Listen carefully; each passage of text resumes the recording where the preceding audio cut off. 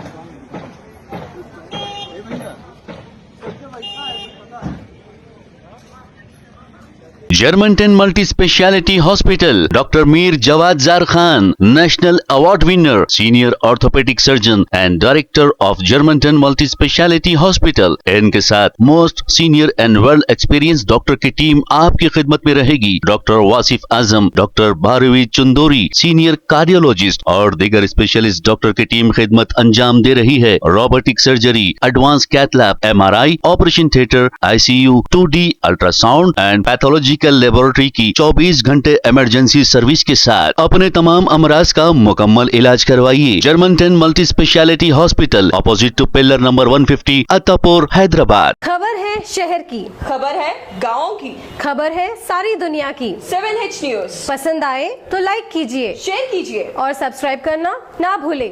7H news.